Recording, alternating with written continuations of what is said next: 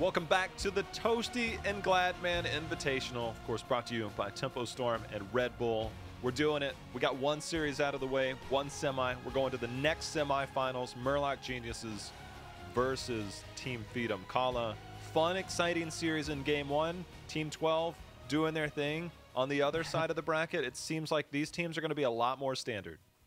Yeah, I think so too. I think the competition between these two teams is going to be top-notch, so I'm actually very, very excited about this series. And then, of course, the winner of this series will move on to the best-of-7 finals against Team 12, a team that is volatile in their drafting. They'll mix it up sometimes. You know, sometimes they're really cool, calm, and collected. Other times they're trolling. You never know what you're going to get with Team 12. They're like a box of chocolates. It is Valentine's season, so yes. The way I look at Team Feedem, right, is like their highs and lows are never that different, right? Like there's some teams that have a lot of peaks and they can sustain that, and then sometimes the valley, and it's all relative to where they're at. For Team Feedem, they're like a straight line team. Like they play the same way, they keep things standard, and they don't divert too far from the norm.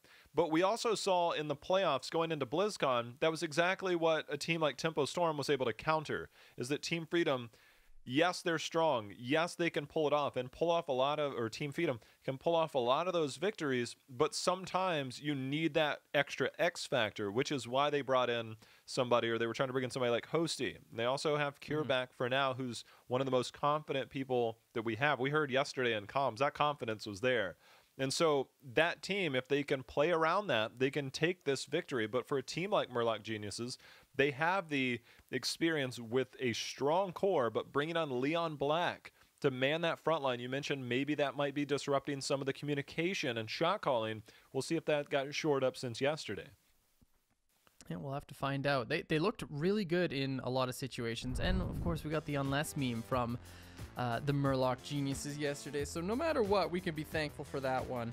But we're going to be moving on to Dragonshire. This is, of course, the old Tempo specialty.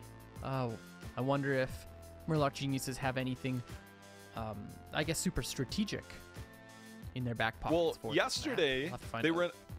Yeah, yesterday they were in a similar situation because this is the map that they picked in game number 1. And it is the old Tempo special with Cattle and team.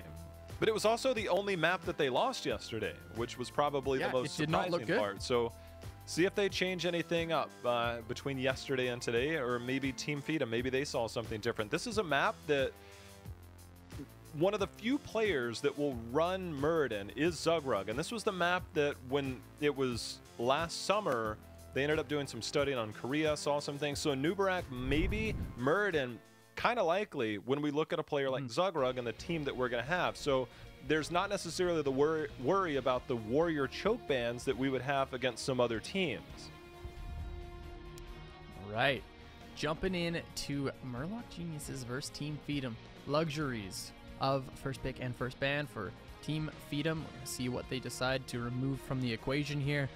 Again, I was talking about it yesterday. I think that perhaps removing some of the frontline pressure from Murloc Geniuses would be wise, not giving over that Diablo to Leon. It's just way too strong in the hands of a player like him. And that's exactly what we're seeing. Team Feedem taking away that Diablo. But of course, you know, Leon has more than just Diablo in his pockets. He can play pretty much any tank, but I definitely think that that is smart for Team Feedem to take that one away. One thing I want to see, because the way Team 12 would utilize an Abathur or a Medivh is they create chaos with it. And Medivh kind of creates chaos at every aspect of the game. Team Feedem with Hosty on that. Hosty was regarded as one of the best Medivh players in North America. And so Maiev is let through, something that Lutano played yesterday quite well. They're going to go with the Maiev. I don't know if they're going to go Maiev and Medivh, but on the other side, Murloc Geniuses also ran the Medivh, and that's one of the counters towards Maiev and the Warden's Cage that you could potentially get stuck in. Really big plays from the Maiev drafts of Team Feedem. So I'm really stoked to see them just locking that one in right away. We saw some Medivh, so we saw some Medivh come out for Murloc Geniuses yesterday. I would expect some more today. We got Medivh and Garrosh, a fantastic combination for this first game. That's super exciting. Yeah, Medivh is the interaction between the Maiev, Medivh, and Garrosh is very, very cool because, you know, Medivh can shut down Maiev with polys if he decides to run that. We saw some ley lines instead yesterday, but of course there's the taunts as well. That can be dodged by Vault. At the same time, the tether can be ignored by the Indomitable. Garrosh can... I don't have mobility to engage, but all of a sudden I magically have mobility with a portal. I love the counterplay between those two. Johanna, always strong, instead going to be the pickup, not the Muradin. That gives you the wave clear, gives you that an iron skin to be able to walk away and wear some of that damage that could be coming out from the Garrosh if you get tossed in. And Malfurion, just a very confident pick for a lot of people in this current meta. No Tyrande, but it does give you maybe an easier follow-up. Getting a Tyrande stun off of a Condemn, which is a very short stun, versus putting roots down in a general area where you get the Condemn slow from the punish, and that's easier to follow up on. Definitely seeing very... I guess that's not the right word. Just really solid drafts from both of these teams. Johanna and the Malfurion as well. We do see Tyrande being available. There's the Sergeant Hammer ban. So Tyrande is up. We saw June playing it yesterday. I would expect him to be running that hero, especially with Garrosh as a combination. You could also just honestly run any of the other supports in this situation. Lily? Yeah, let's get Lily. That sounds good. Smile. Team Feedem was the team that ran Lily Medivh last year. Yikes. I just want to see June play Ana, okay? He never gets to play Ana. When are we going to get it? Maybe this series we'll find out. But the Tyrande and Jaina is huge. Jaina is one of my favorite heroes to match up against the Johanna because outside of her Iron Skin, she's just slowed constantly by the likes of Jaina. Jaina has historically been picked as a counter to both Johanna and Garrosh, so I'm liking that. Zeratul and Reynad to round off the draft of Team Feedem on this Dragonshire, so we're going to see that solo lane Zeratul in the top lane. Yeah, that strikes me as that strikes me as a little odd.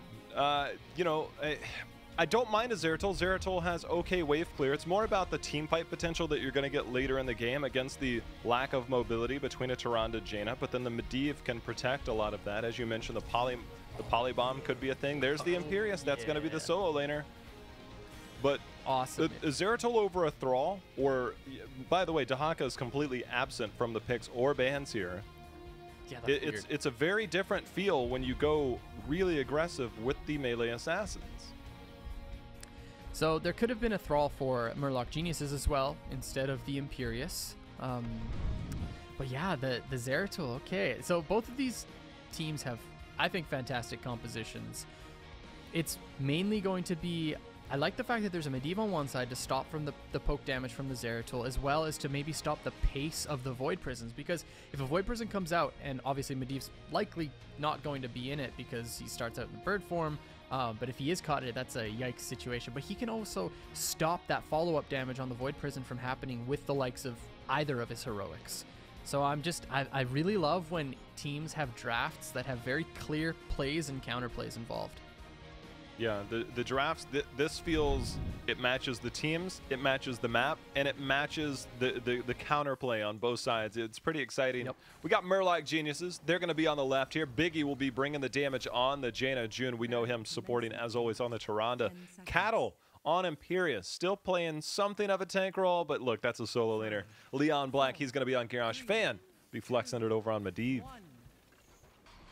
Right, on the right in red, we've got Team Feedem. Look at these fantastic lads. I know there's a bunch of supporters of these players in the chat. Thank you for being here, hooking it up. And we got to pay attention to the stacks on Medivh. It's always the big thing for this hero, wanting to get those stacked up as early as possible and to play safely. There's the flip in, but it's Johanna, not really the target that you can find those combinations onto. Ooh, Lutano getting some fan resets there. Toasty on that Rainer. That was one of the other, as you mentioned, Jaina at one point. It was around May, June, going into DreamHack Summer last year. Deckard and Jaina were kind of the 1-2 combo that could supply slows, keep Garrosh at bay. and just kind of keep him away from your enemy team. That's where the Medivh, you know, really had a factor. But Reynad, once he got his rework, kind of functions in the same role with that penetrating round. Post level 7 has the slow on his pepper.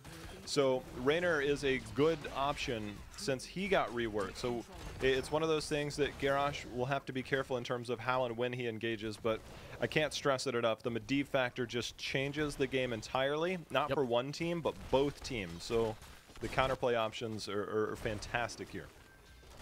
The thing that I don't like about Team Feedem's draft, and it's only in regards to the solo lane, is the fact that they have Cure on Zeratul in the solo, which means he's not able to look for big roams and stuff like that. I love seeing Cure on a hero where he can actually look to make plays during the early game, because he can never, ever fight Cattle on this Imperius. He will lose every single time. We see that health bar very low. Cattle deciding to get some actually big impact on the bottom side is in a lot of trouble. A little bit more damage, and that's going to be first blood going over Team Feedem. Cattle losing some of that soak up top too, just for that control. It's not good for the early game of Murloc Geniuses.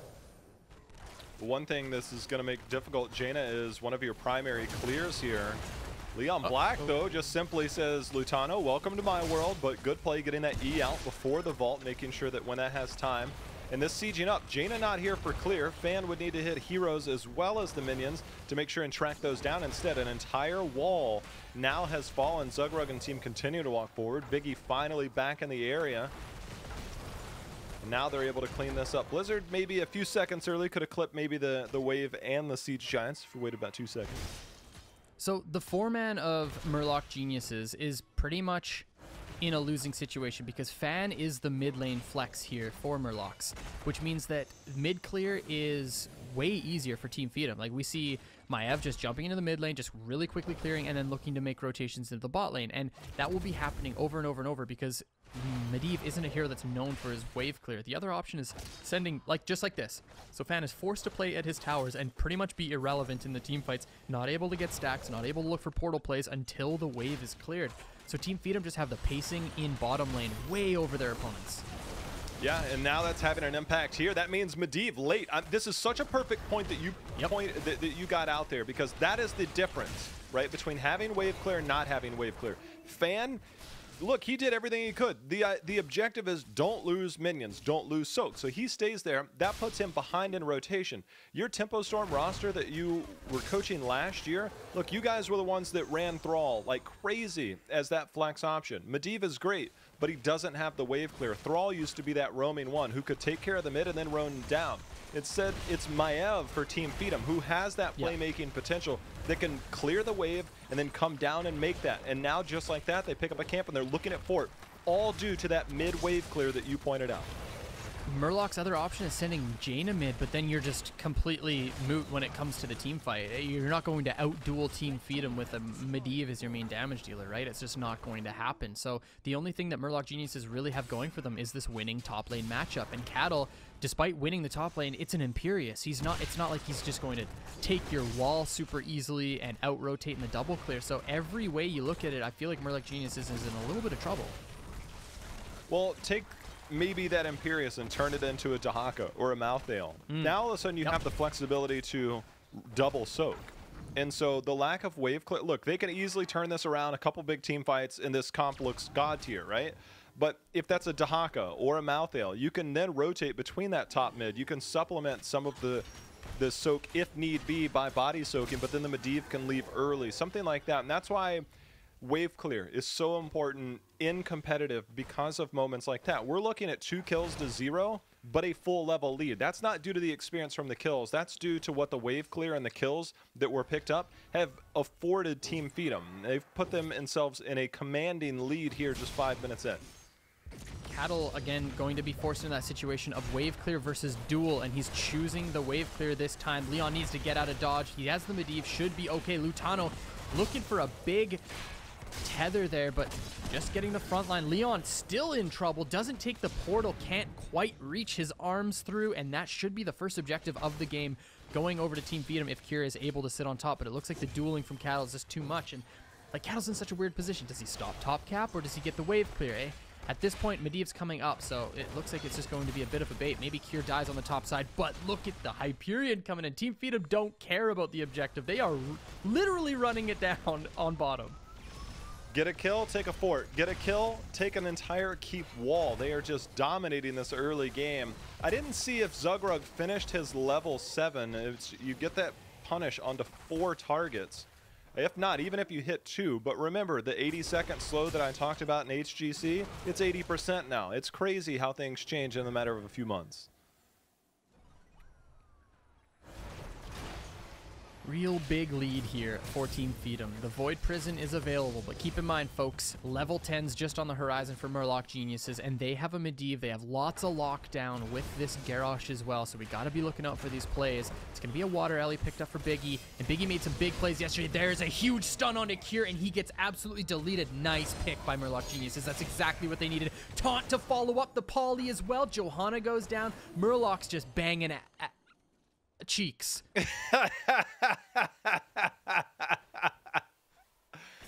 Well, Angelic Armament's pretty easy target when your teammate puts them directly into position. Collusion's going to find the water ellie in the bush. Biggie, though, roots. We'll need that protected, by the way, to make sure and get through the portal. But just like that, one fight. Some experience made up, map control there, and got their first 2 kills on the board. Really, really nice picks by Murloc, but keep in mind again, the passive experience for Team Feedem is very, very real. We got Johanna sitting mid. What is this? We got Imperius sitting mid as well. Lutano just trying to get away. Leon Black stepping up looking for a combo, not quite able to find it, and that's okay. It's not like they had, you know, insane follow-up right there, and members of Team Feedem were pretty far away. So all things considered, like, Murloc Genius is very much still in this game, but they need to continue to find those picks. Yeah, they've turned it around. They had the great flank before. Let's see how they're trying to set it up now. We're actually going to take a listen in here for Murloc Geniuses as they approach this next fight. Get on top. I think I got it. I should have top. Get up bottom. I can break it once. I can break once. Watch me. Coming bot. I got cocooned. I'm fine. I'm Taunting them. No. Oh, we're 2-man VP. Ah, shit, I just need to get out. I'm following this guy. He's gonna stream. Wow, I couldn't get it.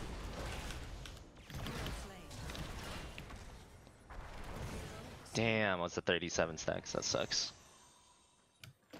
They're pushing bottom now. Yeah, keep on. Or is it? They're hell of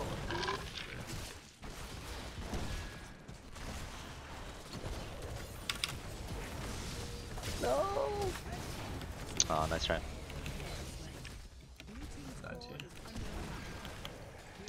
Just get the soak. Just get like portal on them, trying to make plays.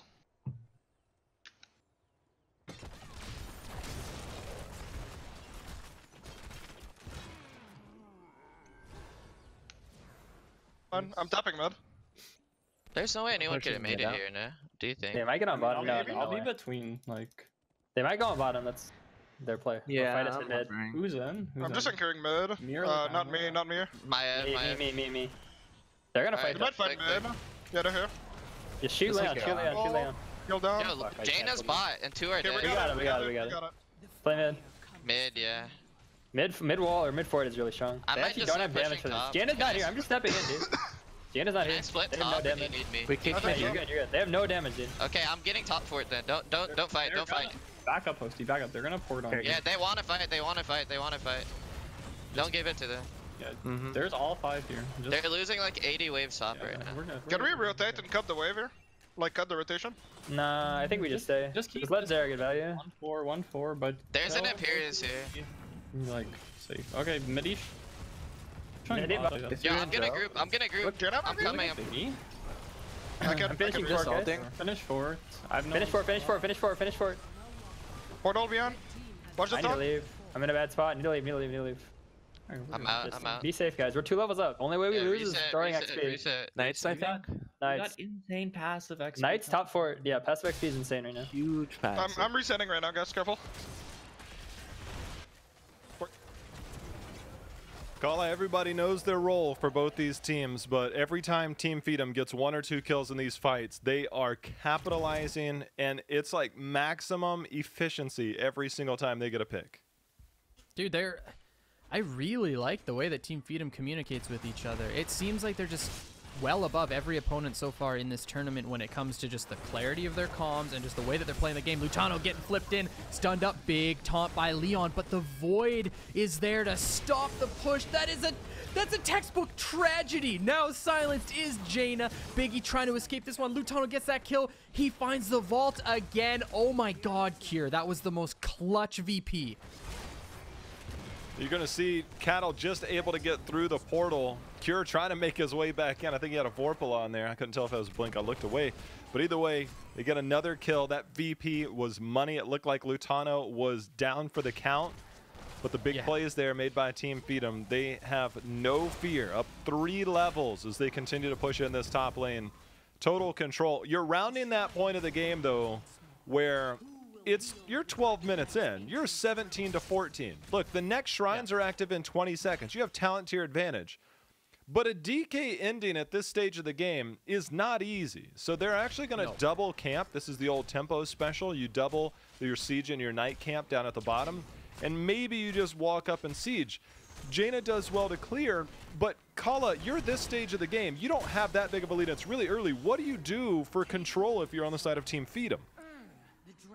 For control, I think just keep like exactly what they have. They got Zug mid. You just look to get that clear. They already had Cure in the top lane to get that cap. So they already have the entire push with them. So this is the perfect setup. They get the siege first. They get the bruisers off of it. Just make sure that Jaina doesn't have free access to this minion wave. Bring that DK. Jaina stepping up now, but they're looking to grab another siege camp instead because this should just be pretty easily cleared. I actually think this is a little bit of an oversight. Kier should have rotated down just a little bit quicker into that bottom lane to keep all of these camps alive. They still have some HP, but it's not huge. Biggie manages to escape, but this is the push that Team Feedem wanted. They have triple camp in the bot lane. Katas for days, ladies and gentlemen. DK coming in big. Leon needs to try to make something happen. He's stepping up as the Garrosh, but it's so tough. Not getting that cleared out early might have been a mistake here, as we're already down to 80% on the core. The DK wailing away. You're going to see the VP onto 1. The Twilight Dream comes in, and just like that, 30%. This should be an easy finish here for Team Feedem. But behind that camp, I agree with you. Maybe bringing that Zeratul down to get rid of that spell armor so you can clear up the rest of that wave. You get rid of that with the Jaina and a couple of cleaves, you might save that game. Or your odds are a lot better. I know they needed 16. I know they needed the experience, but there was such a lethal core threat there that I think that was, look, they were in a tough spot. It was going to be a tough comeback, but I feel like maybe a minor misplay there. Oh, wait a minute. The Zeratul on the other side. Never mind. They were fine. They were fine. Not clearing up that camp earlier, I should say, by Murloc Geniuses was the play. Yeah. But Zeratul making the rotation down late, no big deal. Yeah. And it kind of showed at the end there. Like Leon was trying to make some angles, make some engages, but it's so tough when you're fighting into so many minions. Stuff like this was super unfortunate too. Fan manages to escape, but Biggie is in the thick of things. Big taunt by Leon, but the VP again, just to isolate the front line of Murloc Geniuses and then just delete the rest.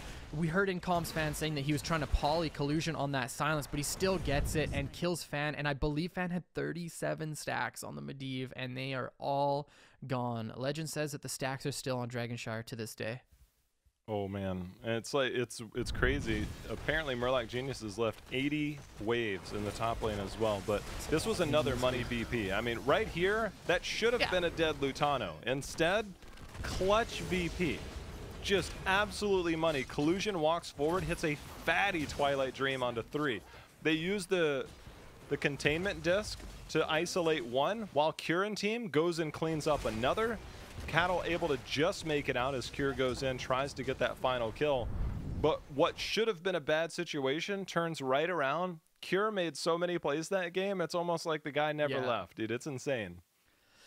Really is. The coolest part about those two replays was the fact of the consistency of their team fights. You VP the backline, you isolate their front line, and kill Garrosh both times. See, like right now, Garrosh is forced. Look how many minions there are. There's like really no angles for him, and already his core shield is down.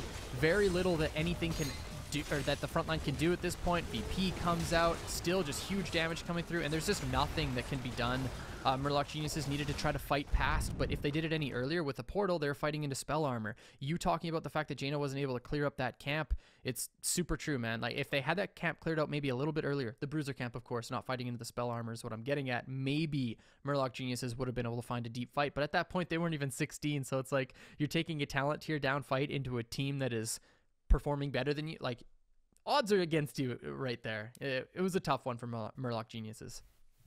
Well, Team Feedem finds themselves up 1-0. We're going to go game number 2 to Tomb of the Spider Queen. It's been very popular in this tournament, Kala. A lot of people have been picking this early in the rotation. What is it about Tomb all of a sudden, man? Is it the XP changes that everybody's hype about this map? It's got to be, man. I guess. You know, this Diablo's map too. A lot of the heroes that work super well in the meta are strong on this map in general. Except for, you know, the likes of Abathur, but we'll still see it. We saw Diva on this map. We saw Abathur as well. We saw some pretty fun drafts. Asmodaniel, yeah. We could maybe see a Zool cheese comp, but I wonder if either of these teams are just going to try to run some double support comps. Like I said, again, I heard Justin saying that he thought that was going to be a meta and yeah, it used to work really well on this map, so we'll see what ends up happening. Well, this is one where the old Team Feedem roster really liked to run Gul'dan. This was one of their favorite Gul'dan maps, Infernal, and this map, you know, if we ever make it to Braxis, but Braxis always banned. But this map was always one that Team Feedem loved to run it on. It's still there. Lutano loved Gul'dan. They thought Gul'dan was also, because Whitemane was really strong around the end of the season and the playoffs, they also thought that Gul'dan was the counter towards Whitemane at the time. Whitemane's no longer here, so is that Gul'dan priority as high? We're going to find out as we go into game number 2. With Maiev off the board and perhaps Diablo, maybe the likes of a Gul'dan could come through, and of course you would need Medivh gone too, just because of how susceptible to dive he is. There's one of the 3. We'll see what Murloc decides to ban here. I think the Maiev, I don't think you can give over Maiev. It's in the hands of Team Feedem, it's just way too good. But then they get Zeratul as well. There's the Genji ban instead, so they're willing to play into these heroes. It's either that or Murloc Genius is willing to first pick it. Yeah, every time that Team Feedem has had that opportunity, they've wasted no time just locking it in. And Team Feedem Fan is a pretty good Maiev player, so they're not going to let that out there. But with Diablo Maiev, those are big playmakers. Do we just get a safe Johanna pick to start? I mean, is that something that teams are willing to commit to? Tyrande hasn't had the same type of priority as of late. I mean, she's still strong. Malfurion first pick. Yeah, That's okay. an interesting one. This could be, there's one player on Murloc that absolutely loves to flex. And by flex, I mean they like to flex them muscles. And that's Fan, whether it's a Tracer or a Vala. And they have Hosty on the other side that's a Tassadar player. And Lutano would easily trade that out. So the Johanna pick here. Fan loves to run that style, right? It's like, give me Vala and a Tassadar. Let's go. Give me Tracer and a Tassadar. Let's go. I wonder if that's the play here. We're going to find out real soon. Keep in mind, if you're running an auto attack double support style carry against a blind comp that already Team Feedem has, it can right out of the gates be a little bit sus, but we'll see. We'll see how Murloc decides to play this one out. But man, if there is any map to run a Tassadar, I feel like this is one of the best ones. This wave clear is fantastic. Okay, we got the Stitches coming out, the Leon special, and Junkrat as well. Okay, I like what you're doing so far, Murloc. You've got Stitches and Malfurion combo, always a fantastic one. Likely going to be a Medivh ban again, or it'll be the BM, let it through. What do you think? Well, the Junkrat is one of those heroes that can flex into the solo lane. It's always banned out when we see the solo support Abathur come out. That way Junkrat can't get that free clear. There's the Tracer ban. There's the Tracer ban. Okay. But that doesn't take away from the fact that it could be Vala. Tracer, I think, is far more threatening because of the fact of what you said, the Johanna supplying the blinds. It's much harder to prioritize hitting Tracer, the one target who can potentially blink away and cause all kinds of issues, instead of like a Vala who's in the mix with the rest of the team, so you're probably hitting multiple people, getting more value out of your blind. So the Tassadar still could be a thing to go with a Vala. I think that might be the play. Junkrat, depending on where Biggie's comfort is. Yep, can just pick up those two lanes there. Ooh, I like the Tyrande against any Stitches comp, just because if he does elect to run a Gorge, you can Lunar Flare the engage and sometimes catch up with the Stitches before he's able to get away to a tower or a fort. But we'll see what Murloc decides to run here. The burst damage so far onto the front line that Team Feedem has is huge. A Hanzo and a Reynad hitting the Stitches with a mark on him, he's going to melt. So that's something that Stitches has to be very cautious of. Got the Thrall and the Orpheus, so a lot more standard from Murloc, but that's so much follow-up damage too. I think this is much better from Murloc so far. It's other than Stitches, who still has the highest base health pool in the game, it's kind of a squishy comp to me with a not great burst damage support. Like Hanzo, Reynad, yeah, I mean, you can get a big condemn into a Dragon Arrow with a stun from Tyrande, and that's a problem. Yrel can supply the armor to the team in case they get comboed in any way. The Junkrat, Orphea, a lot of sustained damage, potential for the burst with Thrall and Orphea if combos land. I think Murloc, they have a lot of firepower, and this is a map where you're gonna have a lot of opportunities. But with Stitches as the frontliner, if you're not hitting hooks, then those squishy targets that you have, they've got a lot of work to do. Yep, I agree. I think that this is what we're going to see. We're going to see the 4v4, obviously between mid and top. And if Murloc Geniuses aren't able to step up and just completely delete their opponents as far as trades, I'm talking about 80% health bars to 20% health bars. They need to win trades or get picks. If they don't do that, they are going to fall so far behind in wave clear and fall so far behind in vision over mid-top that it might prove to be super problematic. But we will find out. Team Feedem up one game. This is the second game of the series here. Murloc Geniuses, they need to find their way in this series. I heard you were good at Stitches. Says No. Lutano to Leon Black. That was a long time ago. I don't talk about that anymore. Standard comp for Team Feedem again. I mean, this is textbook. Like, you want to have a meta comp. You want to have heroes that are strong for the players that are on your team. This is it. I mean, this is about as textbook standard as it gets without the ultimate X factor. And it seems like it's been winning so far. They're still undefeated, haven't dropped a map. And they're also in a situation to where there's been no real counterplay towards it. The other teams are drafting things that are slightly different, but the impact, they haven't quite figured out, like, all right, is the meta just too good, the meta picks, against Team Feedem?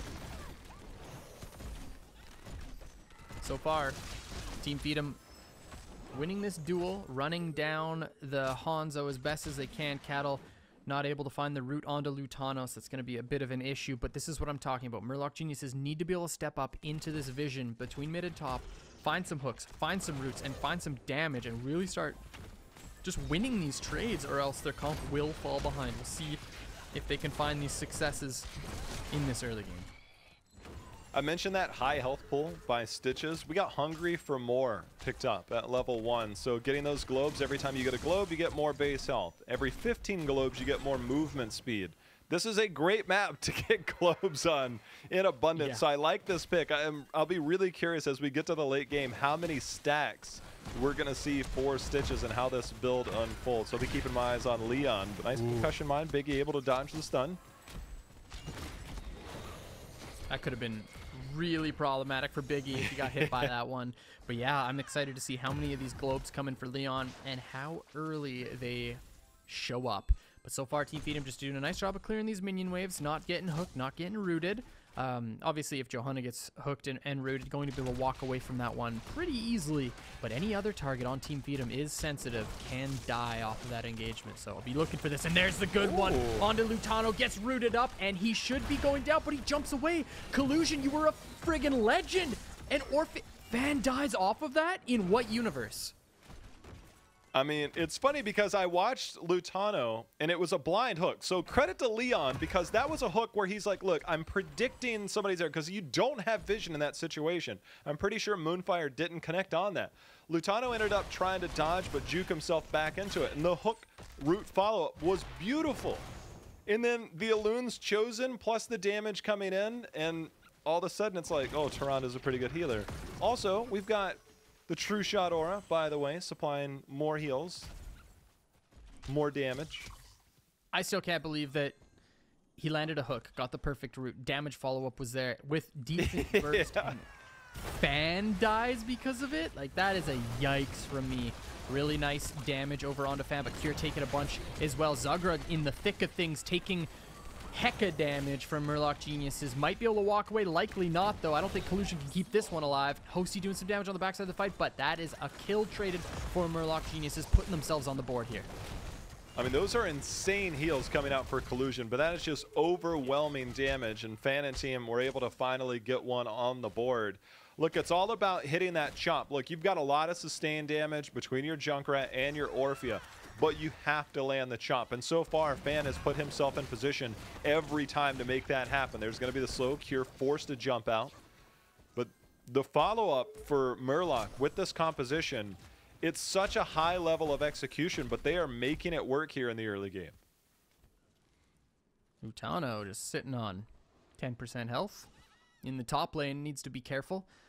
He's got the tap, so he's going to be running back to that 50%. Has his Q at level 4 for the additional wave clear here. Murloc Geniuses have done a great job so far in the early game. I think, you know, getting an extra kill off of that hook would have been absolutely fantastic for themselves, but that's okay. They're finding their way. Looks like Cure getting rooted up. Fan is here for some damage too, but Yrel is so difficult to deal with. Yeah, she's in trouble. She gets hit by everything, but it's Yrel. She walks away. Yeah, it's so insane, dude. In competitive, man, Yrel still got the chops to be able to be super tanky in BD. And he can just do that all game. Just run it down. Doesn't care. We saw Cure 1v4ing yesterday. There's another big hook. No way out for Zugrug, aside from running for his dear life. But that's going to be another pick going over to Murloc Geniuses, and they really are finding their momentum here. Leon now is in a wealth of trouble. He goes down too, but Cure getting some damage traded onto him. Cattle on the front line here needs to be really careful. Fan needs to get those gems. No, they're all gone. That's like 28 gems. Fan picked up a couple, but he's gonna die too. Team Feedem pick up multiple kills and deny all of the currency from Murloc Geniuses. They have 13 gems in the bank, dude. They got into a weird spot there, and it seemed like one person juked one way and then Team Feedem juked the other, and it was all the zoning by Cure that made this. Look, man, if there's an MVP of the tournament so far and potential just already MVP for the entire thing, like, Cure is my dude, man. Like, the fact that he's come in and the amount of plays that he's made. Look, credit to Leon, man. Dude is landing hooks, and that's something that it's more difficult with the shorter range now. But the accuracy and precision, it's just a matter of, look, they're a squishy team. I said it, and Malfurion's not exactly the burst healer that you want for these situations. It's great sustain, but they are getting turned on in all of these fights. Collusion heals are great. Yrel giving all the added benefit there, and then the Hanzo Raynor able to just sit back and poke. I mean, this is a very good composition. As Cure goes in, the fatty 3-person stun. Nature's Cure used. Cattle trying to walk away, but Cure again making plays. Making basic abilities on Yrel look like a damn Sunder. That was disgusting. Cure just absolutely bodying Murloc Geniuses here. We got level 10s for Team Feedem. And man, I can't help but say the hooks are landing, the roots are landing, and the damage is there, but the traditional combination of Stitches plus Malfurion plus another involves a mage that usually has some sort of CC follow-up, i.e. Kael'thas. So it feels like they just don't quite have all of the burst damage required. Having that additional stun from a Kael'thas may or may not have made this so much easier for Murloc Geniuses, because they're landing the hard part, which is the hook, and then the root follow-up. It's just they don't have everything it takes to pick up these kills. Collusion is just denying Murloc Geniuses time and time again. Well, that's why I was wondering. I mean, even if you're not going to get that, right, you have to have just sheer raw damage. And then if it wasn't a Kael'thas, then we would see a Li Ming. But the roots have been there, as you said. I haven't really seen a lot of Orphea in this style. The Stitches Malfurion we know is tried and true, but getting the Orphea in there. Remember, your chomp is your burst damage, and if you are not landing your chomp, then you're not getting the burst. If you are landing your chomp, guess what? You're in melee range. And that is the terrifying thing for me with Orpheus. She is such a high risk, high reward. If it's not a Junkrat and it's somebody else with maybe some burst damage, or even a Hanzo is that Junkrat, then it's a different story for me. But we might have our first fight here breaking out as we're seeing Murloc trying to get a turn in. Cattle landed the root onto Hosty, I believe it was, but no follow-up there for Murloc Geniuses. We've got the Earthquake, so once that hook lands, you can drop that Earthquake, and it makes it very difficult for the members of Team Feedem to walk away from things. And of course, we've got the Twilight as well to just silence up the members. Lots of burst damage from Murloc Geniuses. Their burst combination is massive. It's just a matter of finding it. So far, Stitches has not locked in his heroic of choice. Leon, there we go. Putrid Bile is there. Trouble. He's going to try and get his way out of there. I had to make sure the Stitches skin, everything's such a light color there in this purple theme. He actually goes down. Only kill in that fight as Hyperion and things were used. Now there's enough gems for Team Feedem if they want to get a turn in, and I'm curious how aggressive they'll want to be. We're going to see if we can get a live listen in to the Team Feedem comms, because right now, Kala, they are rolling, so we'll try and get in with them now as they prepare their push with this Web Weaver phase. Okay. They use Dream there. They use Earthquake. Earthquake's super long CD. Yeah. I have arrow on 30. He's Bile, by the way, so. I'm gonna clear one more mid before I come. 1 minute on my ult, so it's gonna be a Okay, while. I'm not there yet. They could look for a hook engage before I get there. Just chill We for have a sec. insane vision. Yeah, they're playing safe. They're playing Junkrat's mid. safe. They could be looking from here, maybe. 10 seconds on blast. Yeah, Stitch is mid. I'm Yo, okay. Ben should die, Less dude. than Yeah, there's 5. 3 mid, 3 mid, 3 mid, 3 mid. Yeah, Nice kill. Plus is up now. Top. Careful, wall, I careful, guess. Stitches here. Yeah, he's here, he's here. He's 3 Okay, mid. okay, never mind. Just play top side anyway. Let's get the wall down. Above Yeah, it's the wave. bile, no Yeah, yeah. gorge. Yep, yep. Yeah. 25. Oh, blue- God. Break can mid. burn Break you. I mid. can armor you, I can armor I'm on you. wall, I'm on wall. I can't get it, fuck. We got Lance it, is we got down. I'm in the it. Arrowing. Stopped it. Nice. Nice arrow, nice arrow. Leon is mark. I'm on him, I'm on him. Focusing. Watch cattle, watch Spinning cattle. cattle. On cattle. Kite back, kite back, kite back, kite back. Okay. I'm on fan. I have 3 seconds Fan, on fan. ult. What's in I'm front of you? up, I'm Hit up, I'm in what's trouble. in front of you. can't do anything. Ripping ult, ripping ult. I'm in trouble, I'm in Can we trouble. back up? I have nothing, I have Yeah, nothing. leave. Back. We leave, hard leave, hard I'm leave. taking a lot of I'm dead, damage. I think. Nice, nice. Just leave. Hard leave, hard leave. We're getting a lot bottom. Okay. Fuck, I forgot about junk, and then I just got booped over the That's wall. fine, that's Yeah, fine. it's We fine. got a lot of value there. We got a shitload. Just We're reset. opening We their don't take base up at Mars. 10 minutes. That's Yeah, that's like insane.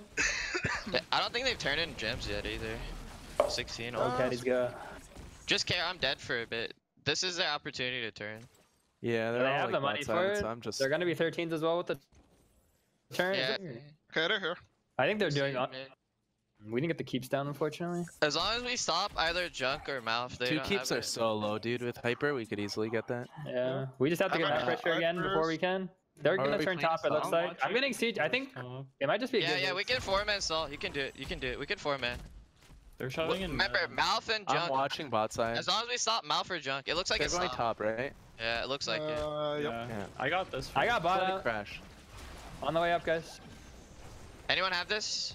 No, it's no. okay. It's okay if you don't. It's okay if you don't. I got hooked. Oh, I'm fine okey-doke. now. I'm running out. Kite, I'm on the way, I'm on the way, I'm on the way. bio. They're just gonna turn Always with us. front line. Always front line. No, they not. Mouth isn't yet. Okay. I Nice. stalled. Alright, I look got again. this Look line, for I am slots. out. Bile's down. We can fight. They're running. I have an arrow. I'm looking cattle. Looking cattle. Looking cattle. Okay, go. He's out. He's out. Oh. Huge. Oh. Alright, reset. Alright, play safe. We have bottom pressure. Top Yeah, I'm wave is gonna go on. bring it in. I'm gonna go bring bot in.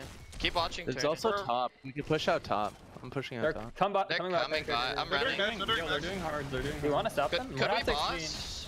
Could we boss? We're not I fast. think We're not so. I fast. think we can. Okay. I have 3 shots. Boss dude. give turn maybe. They but need to clear bot though. They have. Yeah, they let's could do come it. fight us. We'll make them Alright, let's go decide boss, go between. boss, go Make boss. them decide Okay, between. go, go, go, go. Boss.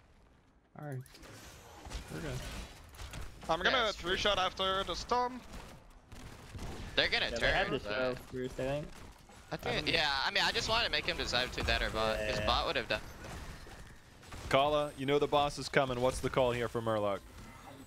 Murloc, Honestly, if they can get mid and bottom side pushed out, that's going to be huge for them because they have this bruiser camp pushing mid. It means that Team Feedem have to respond to the mid push because it's going to be web weavers plus the bruiser camp. That's just too much. They would lose too much off of that. So it basically all that boss does for Team Feedem is just give free clear on the objective. It pretty much just makes it so it's wasted gems here. But Cattle needs to make sure that he doesn't get picked. That you can't grab that minion wave, my brother. Do you drop the earthquake? Do you try to run away? I don't think so. I think that's just a raw death here. He's looking to trade some damage, but that's all she wrote. Not going to be the keep. One more. Just about. That's close, Toasty but said if that's they all had it did Uber, for they Team could Feedem. get there. Is this a Could be a keep Hyperion? bottom, though. It is. Oh yeah. Super could- worth it. Potentially make a play for a couple of keeps. I don't know if that's actually going to finish it. Oh, the Hyperion, the big gun came down. So that's one. Yeah. See if they backdoor snipe that top one. Look, catapults on forts are nice, but having catapults every wave on a map like Tomb, like that's easy win right there. I mean, it's up to you to throw the fights because giving up a turn in at this stage, it's okay. It's much more forgiving when you have catapults on every wave, and they're going for that keep. Team Feedem have everything going for themselves right now. Top keep is just a hair away from being destroyed. Bottom will be constantly pushing in, and Murloc Geniuses need to be responding to that one. And Thrall takes a minute to clear a minion wave, especially a Swole Daddy, like a catapult wave like that. Zugrug stepping up, just trying to get the flashlight kill. Not quite able to do it, but it should be pretty easy for Team Feedem to step up. Maybe just like a Lunar Flare or a Q from Hanzo, whatnot. But there's the root. Zugrug in a little bit of trouble. Oh, the splash damage onto June gets the kill. Yeah. That's a buff check. My favorite thing all game has been Zugrug, and he's reinventing the game right now. He's like, look, I'm on Johanna. I don't really have a lot of engage. He just uses that concussion mine from Junkrat to get in, like that fight earlier. Next level plays the Dragon Arrow. Uh-oh. Lutano able to get away, but that Dragon Arrow splash damage, like it was falling one way or another. That's just a cool way to do it. Team Feedem again. Like I said, they got everything going for themselves right now. Murloc Geniuses have that 16. They're playing against the clock. They need to try to find some sort of fast fight because it'll just make matters worse and worse and worse for them. They're trying to clear out bottom side, meanwhile giving Team Feedem just some free gems to turn in. But Murloc Geniuses, they need to find a fight, and they need to find it fast. So far, 45 seconds left on that bile for Leon Black on the Stitches. Likely, Murloc Geniuses will look to find a fight once that is available for themselves. But so far, we haven't really seen any of the big old combos come through. Well, they've got to fight pre-20 because 20 plus turn-in or a turn-in that leads into 20 is just way too much to overcome. So right now, they're looking for a target. Cure. See that damage or the armor reduction from Stitches. 6 gems left and 20 nearing. See if this is the fight, but it looks like Team Feedem taking the fight to Murloc. Earthquake down. Cattle trying to survive. Helping Hand is actually going to miss. With the Earthquake, they still don't find the engagement. There's the slow on the Owl. And right now, Murloc about another 7-8 seconds till that hook is up again. See if they can get it. Instead, Web Weavers are turned in. Catapults. I feel like that was their fight, dude. Firm effect. Junkrat was top / mid. He was back at the base is basically what I'm saying. So it's unfortunate that Murloc Geniuses weren't able to capitalize on a decent Earthquake, despite it looking like Cattle just getting massively caught out there. I think that Murloc Geniuses could have looked to make a play. Leon stepping in, trying to find a hook, but it is missing. They've got to get a pick here. I mean, if they lose another keep, I mean, it's gonna be impossible. They still have 2.5 levels to go to get 20. Right now, Team Feedem will be looking to end the game right here. It's 20 nearing. Zugrug and team already sieging up. Siege Giant Camp here. Web Weavers top and mid already pushing in. Riptire out in response, and you can see they're already establishing dominance on the core as the Hyperion comes in, Colin. Team Feedem pushing in. Big damage onto the core already. Top will be pushing in very shortly, and Cure is just 1v30ing on that mid keep, just killing June. Zugrug doing his work here, just trying to peel for collusion, but he's in a wealth of trouble. Might go down, might not, doesn't matter. Team Feedem pushing in, picking up the second win of this series against Murloc Geniuses in decisive fashion. They are looking fantastic. Look, if you're Team 12, one thing, look, there's an added element we have not addressed yet. If Team Feedem wins and goes to the finals, they will face Team 12. And if you were a fan of HGC, you know, of all teams in the entire world, there was no animosity that even held a candle towards those two teams. Look, Lutano's a nice guy. He's got the smile. But I think even he felt rubbed the wrong way just a little. And the back and forth between Team 12, the tactical pauses, the quips that are out there and tweets. If that's our finals, man, oh my goodness. Yeah, how many that's gonna tactical be pauses intense. do we get that game? Hopefully none, because if they do, they're in trouble, okay? By the production team and us, right?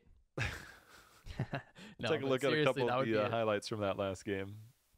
Excellent. Air them I up. seriously think that Team Feedem played super well. Honestly, in every single game that we've seen them play, it's been super clean. This is that big old combo onto Zugrug. He dies very quickly, and Leon steps in for 2 gems and dies because of it. Definitely not It's what just- you want to do. Fan is on the rotate as well, and maybe that's why Leon thought it was going to be okay to step in for those 2 gems, but I think just picking up that kill and walking away would have been huge, and instead, Murloc Geniuses just lose all of their currency at this point. Cure abusing that level 7, he's like, I'm going to jump, I'm going to hit you, and then I'm going to jump again. And then after I jump, I'm going to jump some more. And he's just putting himself in perfect position every time. And then he landed the big hammer onto Fan there. I mean, he's killing it, man. Like, it's insane, like, the plays that Team Feedem is pulling off. The fact that it's all coordinated. Here's another Cure play. Look, you can see the wings lit up. Those wings mean that he's ready to jump. There he goes, right into the back. There's the into Sunder. the 3-man stun. That's money. Dude, it actually looked exactly like a Sundering. It's so wild. It Cure did. is just playing out of his brain in these games. He's actually performing so well. Mind you, he's been hustling on the MOBA game, so that's why we're seeing some really good play coming out from him. And honestly, man, I know it's sad to say, but I really wish that I got to see this iteration of Team Feedem in the HGC, but at least we get to see them here. Because they're just a pleasure to watch. And whenever we jump into their comms, they're super clean. Their drafting is fantastic. I'm really liking what I'm seeing from this team. Their logo, speaks for itself. It says POG right on it. Well, we're going to get more Team Feedem versus Murloc Genius action on Infernal Shrines. But if you do want more community action and you do want to see the highest level of play, then the community is where it starts here. Get out there, use your hashtag Heroes Invitational. Even if you're not a big fan of hashtags, you just want to tweet stuff out, let everybody know you're here on the Tempo Storm channel, because this is where the action is. The highest level of competition in 2019, without a doubt. Nothing holds a candle to this.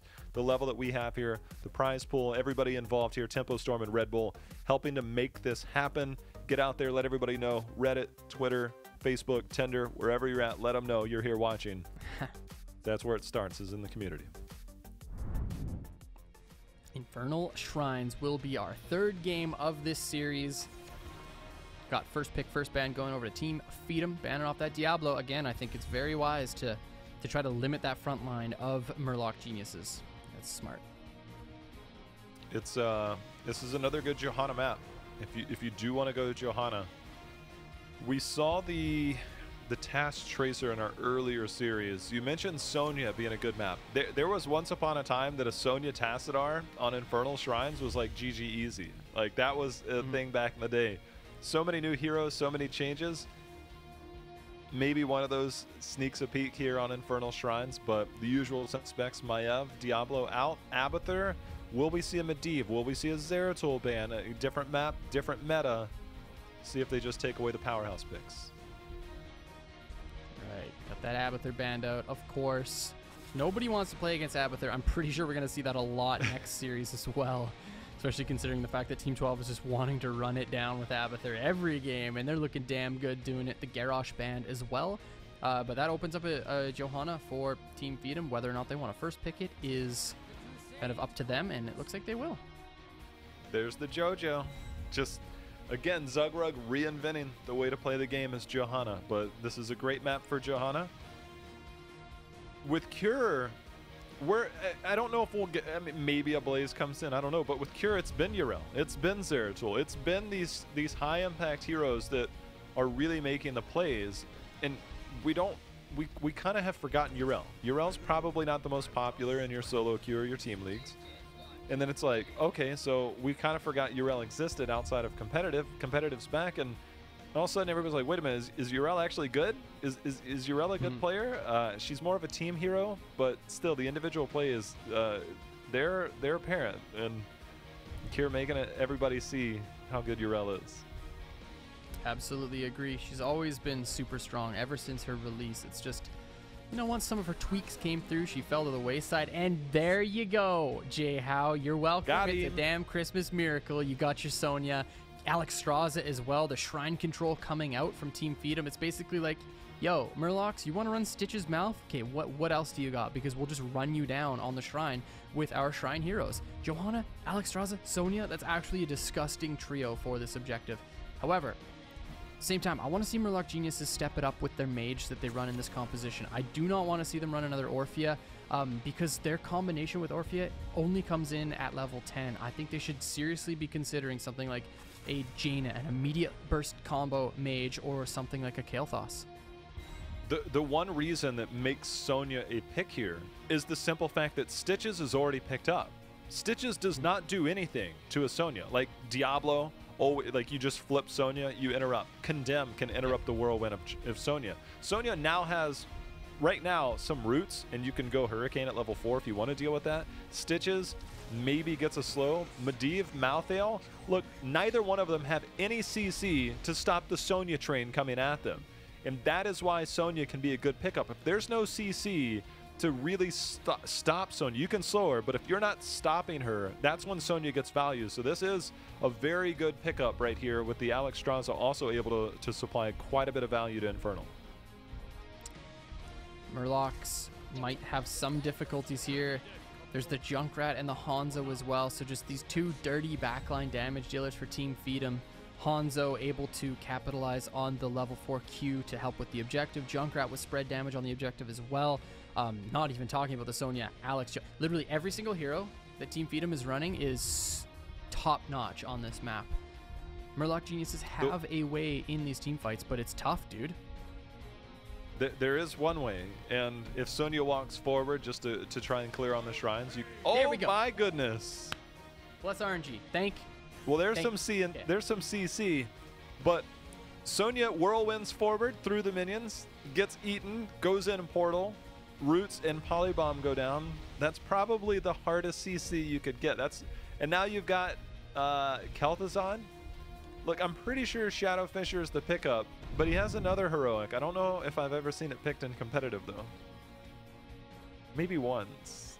They would have 0 burst damage though. That's the only problem. I don't think it's going to be a matter of finding the hooks anymore. I just think it's a matter of whether or not they can blow up a single target, which I do think if they can get this Kel'Thuzad stacked early enough, Biggie can do some really big things. It's no Kael'thas, so it takes a little bit of time to ramp up, but seriously, I think that this is a much better choice than the likes of an Orphea. Biggie was the one that had the Kel'Thuzad on the Dragonshire game towards the end of the year last year. That and he just made deleted some everyone? big plays. Yep. So this guy I don't did it in think you can scrims get all the stacks. time too. He's insane. Yeah, can't get stacks off your teammates, unfortunately.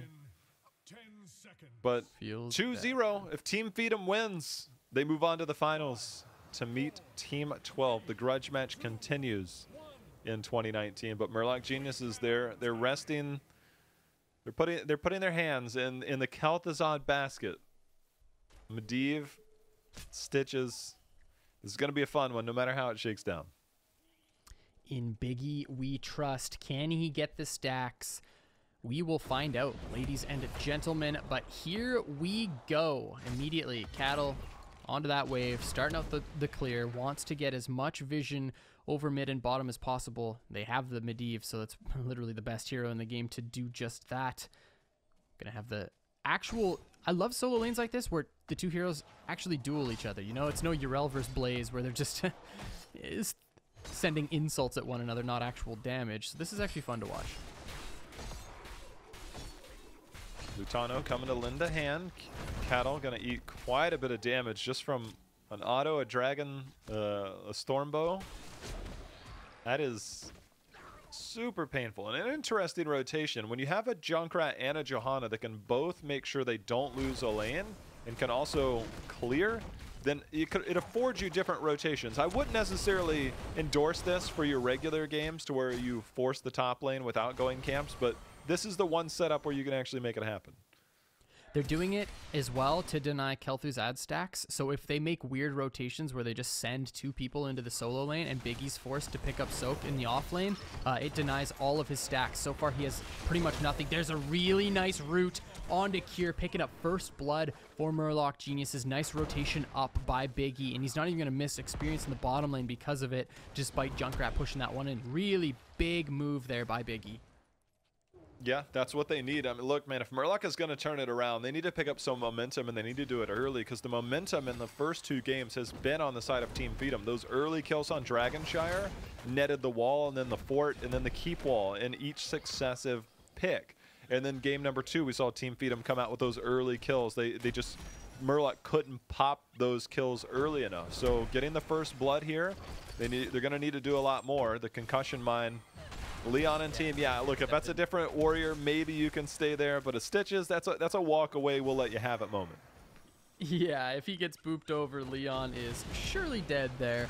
So nice job to walk away from that one. And again, we got to reiterate, this is a stacking hero in Medivh, stacking hero in Kel'Thuzad. They really, really want to get those numbers up as fast as possible. It'll be interesting to see where Biggie is at, but so far Team Feedem have done an excellent job at just staying off the map, clearing on their walls. Looks like oh, I can't even see it from here. That's a yikes, but we'll see it when it pops up. Thank you very much, production, though. Hella appreciate it. But yeah, we'll see where they end up, you know, in a few minutes here. But like I said, Team Feedem have done a great job by just staying on their walls and not getting caught by any of these chains. But they can't do it now, J-How. Here we go, that camp at the top. We'll see how that's dealt with. Cure with the mega flank here, right onto Biggie. He's going to go ahead and put the root down right underneath him, as well as June making sure to try and keep that safe. Malthael already on the way down, willing to concede some of that. So they're bringing their fight, and they're going to have to try and get this out of the way, that Shaman camp. We'll see how much it does. Cattle knows there's a certain amount of staggering you can do, but going up against the Dragon Queen here, normally you want to get this when you have a lead. They don't have a lead yet. They're using this for a comeback mechanic, so they can wait this out, can Murloc Geniuses, and look to reapproach. There's the hook on the Lutano, the target you definitely want to find, but his fingers are far too agile. Gets the jump over the wall. Cattle on the backside looking at Hosty. The portal was big. Cure also taking a wealth of damage here. There is the kill, but Cattle is now in trouble. Does he have the healing? The nice shield by Fan to keep Cattle in the equation. 36 Skeletal Defenders, 31 for Murloc Geniuses. Can either of these teams get it? 38 for Team Feedem. Alexstrasza dies. Kieran Zugrod also just running it down, and that is going to be a full wipe at 39. Yikes. Oh, pretty much my. full wipe. Look, shout out to Cattle, because it's one of those things that, depending... Oh, Lutano. Lutano. Good night, my son. I heard the Raven call.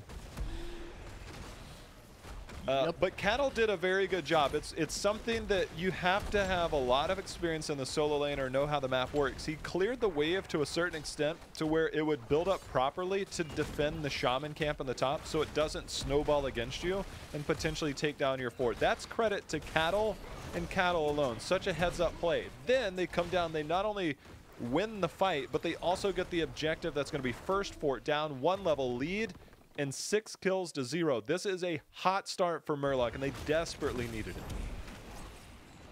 With weak early game heroes, that's definitely what you want to see happen. Team Feedem, for the first time so far, I would say in any game that they've played, are looking a little shook, but Sonya during the late game is so terrifying. Junkrat ramps up in damage. Hanzo always just doing big damage. So Team Feedem have a late game composition that can do super well on these shrines. It's just a matter of whether or not they're able to avoid getting these CC chains hitting them by Murloc Geniuses. Cattle caught a little bit up here. Hosty doing a nice job at not getting hit by that E. Walking in, getting some damage on Cattle. Illusion coming up too. Stitches is on route. Does Cattle live? And it looks like he's going to be okay. Does he continue in? Nice boot. Look, Cattle had to juke that spear.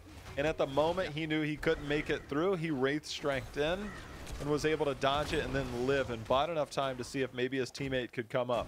Unable to do so, but still, just stellar play. The back and forth. You know it's uh-oh. Uh-oh. Oh, you know he wanted that gorge. He wanted that gorge. He's got it up. Malfurion, so far, no heroic chosen. June just taking his time on that one. It's going to be the Twilight Dream to just follow up with the combination. You get a gorge, you Twilight off of it. You can even kill the likes of Zugrug. Could be pretty big if Murloc Geniuses try to pull that one off. So far, just pushing in this mid lane when Team Feedem don't have their level 10s, trying to pick up a second fort of this game to continue that passive experience coming through. We can take a look at the stacks so far to make sure we keep an eye. Remember, there's baseline stacks for both Kel'Thuzad and Medivh, as well as the Hungry for More pickup. You can see 23 stacks for Stitches on his level 1. Stormbow talent at level 1 for Lutano. A difficult one, I'd say, to complete on a map like this. Biggie getting hit by that arrow. Big cleanse by June. Should be able to walk away to safety here. Is there a portal available? We'll find out very shortly. Hosty with that Riptire coming through, looking at Biggie. There's no shield on it just quite yet. Wait, there wasn't a shield at that point, but Hosty just waited a little bit too long, and the gorge onto Sonya. Cure is likely going to die here. There's that silence combo I was talking about. Good night, Cure. No 1v9ing now. I mean, I thought for sure Biggie was donezo, and then the force of will perfectly timed to eat that Riptire. Lutano's like, I'm going one way, but this is not the place that I thought I would be. Cattle says, you know what? I once met him in a dark place, and now, you know, he's the CEO. And just like that, they take control of this. They're going to get another fort mid lane. They'll look towards the objective top. They should have 13 talent tier control. And Murloc is on fire this game. Doing a great job here. Team Feedem need to step up onto the shrine with their Sonya, with their Alexstrasza, and just get that Dragon Queen running and see what they can do, because they are falling behind. Mid is so low. Bot is going to be pushing in consistently. That fort is just gaining experience over to Murloc Geniuses. Cattle versus Cure on the shrine. It looks like Malthael's going to be winning that trade ever so slightly. Look, Murloc has been in a great spot. They have the talent tier advantage, and this is the first time we've heard them this series in control. We're going to see if we can get a listen in on their comms here shortly, because they are putting themselves in a position to where they can go. We're going to take a listen right now as they get the gorge. He can follow.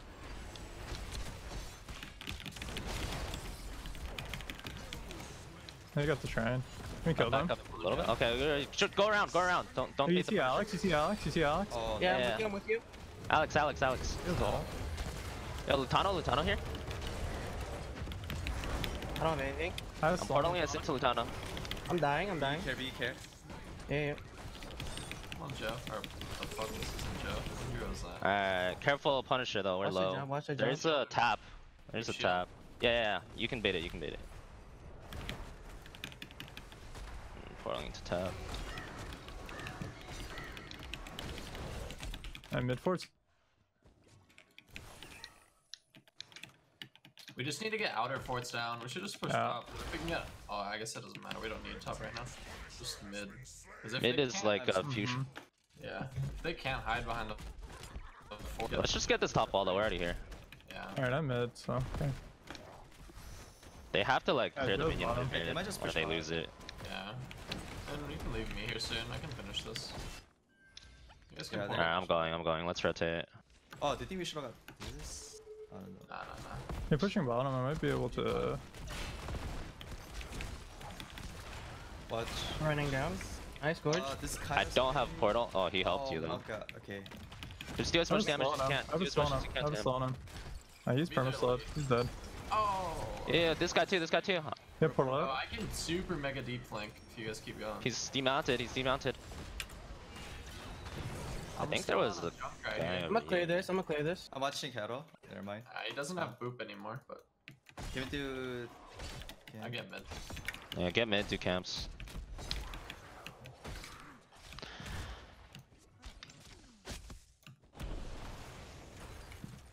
I don't know if I can actually finish the fort. It's okay, we finish it with this camp. Yeah. There's Kel'Thuzad 1 poke, you can soak again. Good. We can look It for is. hook roots here too, even if it's Also, down. we Start can off too. 16 do their hearts with this. I'm running straight to the hearts. Yeah. Kala, I think Leon says, this is why I'm known on Stitches, that one-man hook gorge down there, the perma-slow making plays. They're trying to make more right now. That is definitely tough, kid. Here taking a bunch of damage here, but the huge combo. Kel'Thuzad goes down. June in a lot of trouble too. Leon in the thick of things. That is a triple kill. Hosty just absolutely eating booty here. Murloc Genius is trying to run away. June, can you escape my son? I don't think so, buddy. That is a full team wipe. Being down a talent tier. Team Feedem showing up. That Riptire just exploded the team of Murloc Geniuses. Had a 16-14 lead, and just like that, Team Feedem comes in, gets the team wipe. They're all of a sudden caught up in XP. They're going to have double Shaman Camp pushing in the top. Johanna moved bottom. Junkrat taking care of mid with that Ripper Air, made his way over into that last fight. So now all of a sudden, we've got pressure in every single lane. Catapults will be coming in the top lane, and they'll also look to try and open up some of the structures and the walls, because the next objective in the bot lane, see if they can put that pressure on, get that fort down. They are right back in this game with a fight just like that. Huge plays by Team Feedem. That has got to be a tilter. That is so tough to deal with mentally, I'm assuming. However, Murloc Geniuses still have so many ways of getting picks. They've got that fishing hook. They got Gorge. They've got the silence. They have so many opportunities here. There is the Gorge we're talking about right onto Kier, snatching him into that mid lane. That's going to be a kill onto Sonya very, very easily. So nice job by Murloc Geniuses to find that pick, and only 10 of the skeletal defenders were over to Team Feedem at that point. Leon continuing to look for these hooks. He's been playing really well. Oh, the portal in. The portal in. Lutano's in a bad spot. He'll get out alive. Zugrug, let's see. He's still got his falling sword available. The roots, they'll be able to walk past Collusion, actually pop Dragon Queen. Riptire out in response. I do not see Team Feedem as the Dragon Arrow just goes through. They're going to deny some of those skeletal defenders. They're at 24. We've seen them go forward previously. I do not know if this is the situation. They do not have that much lead, but we're seeing Murloc get low on health. They're actually going to get the kill. Lutano making the play on the backside of Murloc Geniuses. Lutano, however, did he overcommit? There's going to be the silence onto Collusion, staying alive, getting the heal. The last rights will get the takedown. Both teams lose one, and somehow Team Feedem gets another kill and the objective. They are fighting back 4v5 and somehow winning this objective. Goodbye, Stacks again on the Medivh. That is a resounding, unequivocal yikes from me, dog. Murloc Geniuses looked like they had that one set up perfectly, but Team Feedem just win in the 4v5. I have to say, it was Lutano jumping in, getting the snipe, and then at the same time, Collusion just ripping that Dragon Queen, and then the ult on top of it, just chunking the backline. They did so well there, and Team Feedem are pushing up with this Frozen Punisher, looking at the first keep of the game. If they can get some kills off of this, it could be more. Cattle in a lot of trouble. Malthael dies. This is so bad for Murloc Geniuses.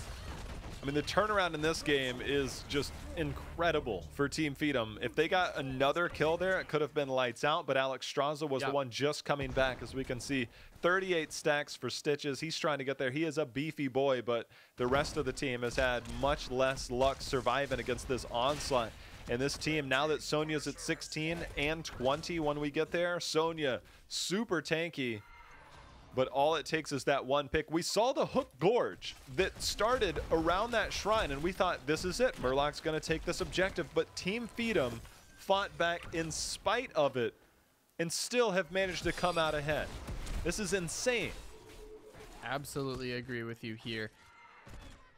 And of course, if you land hooks onto this Johanna, she's just gonna falling sword away to safety. So it makes matters worse for Murloc Geniuses. They need to find these hooks on sensitive targets. They need to find the portals to escape. There are some stacks completed here for Biggie, so damage going to be increased substantially, but that is so very late. Right, I'm still in awe of that turnaround fight. Now both teams should reasonably be 20 by the next objective, and it could come down to just one fight Fan's going to scout this out on Medivh as the rest of the team. They're going to soak up. They need to push out the bot lane. Next objective will be in the mid. They need to get the lanes pushed out, get 20 soaked up. Team Feedem, you know, if 20 wasn't so close for Murloc, maybe they can siege up on this mid lane. They might have enough time to get this fort down. Beyond that, there's not a lot they can do. I think they just concede this fort, and we'll have ourselves one heck of a fight at the end of that. Leon looking for a hook gorge, unable to land. Sonya just continuing to get tankier and tankier as this game progresses. And of course, the Junkrat damage ramping up too. Murloc Geniuses have their work cut out for them, but if they can get a wipe, if they can get some picks here, this next objective being in the mid lane, they could actually open themselves up to try to end this game. They want to stay in this series, and of course us as casters want to see more of the Murloc Geniuses. We don't want them to go away right away. We want these 5 games. Can they give it to us, Jay-How? What do Murloc Geniuses need to do here, man, aside from just get a pick? Like, if you were in spot this lane, game, they have how to would you push set it out. up? The spot lane, you have to push out. You have to make sure that you don't have the catapult pressure. If it's a long, drawn-out fight, remember, you have to try and wait out the Dragon Queen. But post-level 20, that Dragon Queen with the 16 and the 20 tier, you're now looking at the fact that you're going to have a significant amount of uptime on that dragon. So normally you wait it out, but here it's going to stall out. So they get the bottom lane. Malthil already making the rotation down. Your focus is here. If you can get a hook gorge at the beginning, great. But you are going to have to stand toe-to-toe. Kel'Thuzad gonna have to try and get a kill. There is no avoiding a fight, which is why we're trying to get there. Leon not able to get the hook over the wall. But right now, make no mistake about it, this is a fight that will happen toe-to-toe right here, and this could be the series for Team Feedem. Got the resets on the ult. That's a big arrow coming through. Cure is spinning to win. Fan is in a world of hurt. Dies, stacks down again, but that's not even the point. Cattle now trading up with Zugrug. Leon Black has Toasty in his belly. Nom, but Toasty walks away from that one. Leon now in so much trouble. Spinning now his cure. That's another kill going over. 2 dead for Murloc Geniuses. Cattle in trouble. 2. Biggie is the target though. Toasty gets that kill. That's 4 dead on the side of Murloc Geniuses, and that should be GG end series for Team Feedem. Murloc was so eager to fight, they pushed out the lane, got super split, and that dragon arrow that came in from Lutano was enough to be the clincher here in the fight. And it looks like Cattle and team, they're going to try and defend, but with only 2 members down, the GGs are already out. Cattle will fall in a moment. Moonfires? The Moonfire heals we're keeping him alive, as well as his own, but Team Feedem were down so far in this game. And then just one invade and one fight, they turn this entire game around, and they have sealed their series and a finals with their extreme rivals, their arch nemesis, Team 12. That's going to be a fantastic series. Man, Team Feedem have played so well in every single game. This was the sweatiest game for Team Feedem for sure. Like, they had their backs against the ropes at one point, but of course we highlighted the fact that Sonya and the Alex and the Junkrat are scaling out of existence, right? Their late game is very, very strong, especially on this map. And to paint the whole picture, the fact that one team fight over the bot shrine, Leon actually gets the hook gorge and instant kill onto Cure, and they still lose the team fight, was highly indicative of the fact that the comp that Feedem was running is just so strong on that map and during the later stages. It was just very, very well played by Feedem. We'll look at some of the highlights from that game, because it was the early game that we saw from Murloc Geniuses, and it started here. I mean, the health bars are all nice. Zugrug the first to fall. Look, they give up the objective, but we were actually listening to comms at this time. They knew that they could get the kills, the follow-up on the opposite side. Collusion was able to escape death with going up into the dragon, but they just kept the swarming assault here as they got takedown after takedown in one of these early fights. Look, Kala, it's 11-0 at this point in terms of kills. 11-0. And I'm pretty sure the final kill count was, I think, 15-13 in favor of Team Feedem, or maybe somewhere around there. That is how they got a lot of kills. Much the pendulum swung. Yeah, the game completely went from one side to the other, and this was the huge swinging factor. Watch this riptire, ladies and gentlemen, on the bottom side. Everyone is grouped. every single person just gets smashed in the mouth like an all-star there by Hosty. Just huge damage off of that one, and then they just clean up every single member of Murloc Geniuses. They go from 0 kills to 5 kills in a single fight. That's what you love to see when you're down that many kills in a game like that. Johanna finished the subdue. Always a good sign when you can finish that level 7. Getting 2 is fine. Getting 4 and then finishing it so you have that slow and control for the entirety of the game. That's insane. Everybody loves that one. We got one more because this was the fight where it felt like, look, they stopped the bleeding. It's 13-5. They get the kill onto Cure, and they're in a commanding lead at this point. 4v5, 5v4 in favor of Murloc, and you think they got this. The Shrine, not that much in favor, but Team Feedem does not back down, and this is so surprising. Lutano getting out alive, but the fact that Team Feedem did not back down and are able to turn this, Kala, it's unprecedented when we see it at this level. It was actually so sick. Like the arrow comes in, whiffs, doesn't really matter though. On the bot side of this fight, Lutano starts to creep back in, and this is really when things start to happen. Cattle getting hit by these scatters, Lutano looking at these angles, and this with what the cleansing flame coming through. Look at Biggie's health, look at Fan's health, either of which are just a single Q and an auto attack. Boom, there's the big old Q from Lutano. He just walks in through the lane and finds that one. Collusion gets silenced up by June. All the members of Team Feedem just start walking down. Collusion does die here, but then watch this one.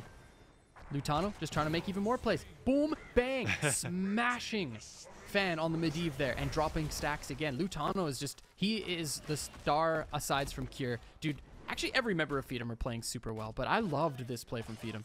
That's a hard play to make, man. When you're down a hero like that. Full Q build, Hanzo, doing work.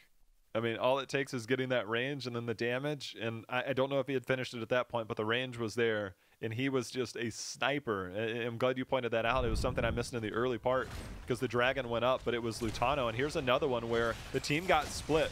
Zugra goes in, they get the combo. There's the big dragon arrow. Just massive dragon arrow, sets everything up. Fan can't get away, and they just... They don't have anything to salvage the situation at this point. Yeah, that's super tough to deal with. And then it's just kind of slow bleeding at this point. No constant shields, no portals to escape, and really nowhere to go, even if you did have one. Biggie dies here as well, and it's just, you know, insult to injury at that point. And yeah, Feedem just capitalize. The problem was Medivh dying off the opener, like getting hit by the basically AoE from everything. Medivh got arrowed, I believe, from the splash, and then just falling sword, and it pretty much instant deleted. And you need that hero up in order to survive the burst damage that comes through from Team Feedem off their engages. But man, Feedem set everything up so well during those fights. So GG's to them, and I can't wait for this next series. It's going to be hot.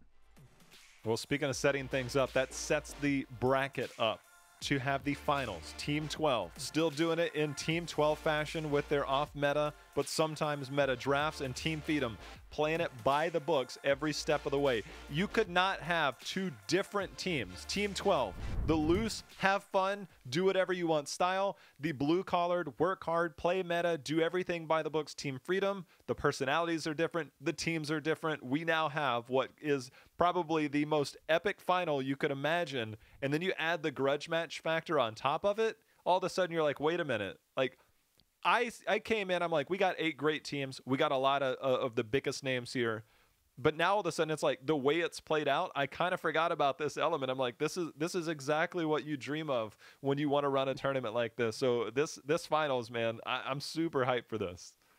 I don't know if you can ask for a better one in terms of A, these are obviously the best teams performing, and B, the rivalry that you highlighted earlier. So I'm nothing but stoked for this one. I want to see, you already highlighted it again, but just to reiterate, just the differences in the way that these teams play. You know, Team 12 is just that high volatility team that'll just run anything you can possibly think of when it comes to drafting. And then on the other side, just the calculated, precise play of Team Feedem. If you guys are just tuning in watching Team Feedem for the first time last game, that was probably their worst performance as far as they were falling super far behind during the early game that we've seen so far in this tournament. Like, they have been so good in all of their games. It's going to be a tough one for Team 12, that's for sure. It's going to be fun. We're going to take a break. In the meantime, make sure to get those tweets out. Hashtag Heroes Invitational. We're going to go to a break. We will have the finals. We'll have an extended break so these teams can get ready for the finals. They'll be playing for it all soon. Get your tweets out. Get your drinks ready. Get your popcorn ready. It's time for a show. We'll be back soon.